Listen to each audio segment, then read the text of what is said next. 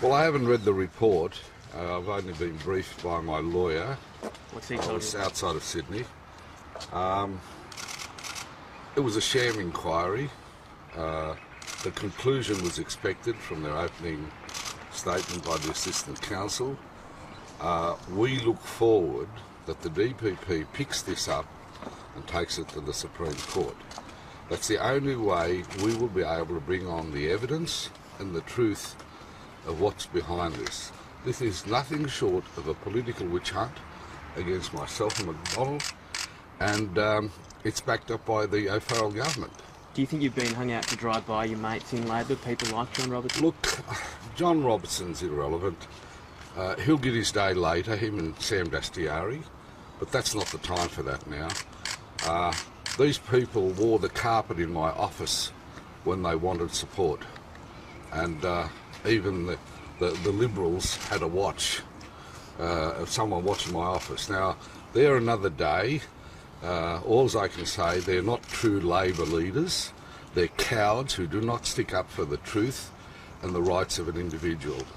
We will pursue this through every court of the land to prove that we're innocent, we've done nothing wrong, and this has been just a political witch hunt to have Labor ex-ministers in the public eye being scandalised and victimised and vilified by, I don't blame the media, you're doing your job and you've got to report what has been said. But ICAC is a disgrace. It is supposed to look for corruption and truly go after corruption. What they did was nothing short than a star chamber for the media that put Labor in the front pages, two ex-ministers for months. And that's what O'Farrell do. If O'Farrell's got the guts and wants the truth, he should support the DPP by giving them more funds and more staff to look at this issue quickly and take it to the court. We want to have our day in court. Are you still talking to Ian McDonald? Do you still communicate with him? No, I haven't, and I don't think it's appropriate that we should talk while we're both under the gaze of this sham inquiry. But Ian McDonald, as far as my relationship with him, was a professional person, and he was a good minister. Anyone else that wants to say anything, they have their own opinions, but take it to court and prove otherwise. Do you still stand to make a bucket load of money, though, at Cherrydale? That's my family's entitlement.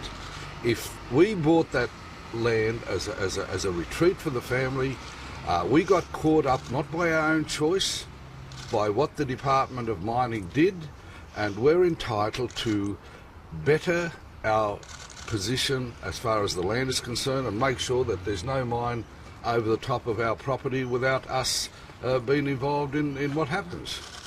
Do you think this will have federal implications, this inquiry? Look, this is what O'Farrell wants, and this is what the Liberal Party want. They want to put this as a highlight of New South Wales corruption. Where is the corruption? You guys read the transcripts. You guys have probably read the report. Why weren't we asked about the so-called agreement? I was never questioned about that. Not a murmur came in that inquiry about an agreement. All of a sudden, the excuse is that we have done some agreement. Where is it? When? What's involved?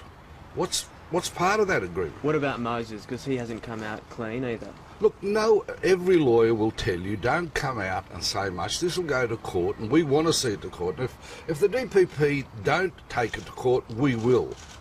Because I'm not going to have this hanging over my head. I've given 20 years of service to the New South Wales Parliament, and I am a very respected person by all those that dealt with me. And I am ashamed of some of my colleagues in the Labor Party who become like a lynching mob just to protect themselves, hoping that they can look clean in all this. There is nothing in this. There is nothing in this inquiry that finds a smoking gun against anyone. Now, it is up to the courts where we will get proper rules of evidence. We will have a judge that will be able to listen to the evidence, that we will be able to bring in witnesses, because ICAC was very selective. It didn't bring a witness that would say anything against what their view was. And that's the way ICAC operates. I think it's a blight on the state of New South Wales that you are innocent before you're proven guilty. That's the basis of our law. How has this whole ordeal affected your family? Very badly. It's affected the boys, their business, their relationships, and it's done tremendous damage. And yet there's not a shred of evidence. Now, how do we get compensated for that? How does one retrieve his reputation? I have never done the wrong thing by anyone. And ask the sleazy world of politics. Everyone I've been associated with will testify that I keep my word and I honour my word. All of a sudden, they become a lynch mob. John Robertson and Sam Dastyari. I cannot believe these people who I supported, I mentored, I got them in their jobs. They don't give me the benefit that every Australian should have. You're innocent until proven guilty. ICAC's only a reporter. It'll only inquire and report. It is the judiciary, our judicial law, that'll assess whether we're guilty or innocent. Do you regret that you had so much power? Because you said there was a trail between your office and the rest of Parliament, that people came in and out of your office all the time. Do you regret that you wielded so much power during that time? Not at all. I did what I had to do, and that was more or less be the peacemaker, the guy that can sort things out amongst individuals and different factions. I had a good relationship with most of the left, and I worked to benefit many other people. I didn't get much out of all this. I was only a minister from 99, reluctantly. Carr put me in as a minister from 99 to 2003. And why doesn't ICAC have an inquiry about famous meeting after the elections of 2003, Carr and myself? Of course, Carr wouldn't want to talk about that. And for him, after 11 years of service, for him to come to put the boot in, that's very un-Australian. But Carr's very odd. You say you didn't get much out of it, though, but you got a better house than most of them, don't you? What's my house? I had wealth before I went into Parliament. It didn't do me any good because I was looked at as a leper simply because I had wealth. And why would I go into politics? I went into politics because I felt I could change. I had a very strong view of what should happen in this country and what should happen serving people, and I was prepared, after making wealth for myself and for my family, I was prepared to go in and put my bit in there instead of criticising from outside. But I'll tell you, any person that has wealth and goes into politics in Australia's got problems. So are you corrupt, Mr. Obeid? I am not corrupt, and I will prove that in a court of law by a judge and proper rules of evidence. And even this inquiry with 120 witnesses, there is no evidence anywhere that anyone's acted corruptly. But ICAC wasn't looking for that.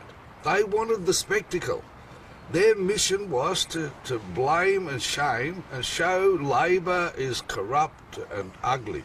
And the morons from the Labor Party in Macquarie Street fell for it. They should have been asking questions. Okay, fine, you can't do much during the ICAC inquiry, but surely to goodness, everyone that reads English can see what the outcome of this inquiry and the conclusion of this report.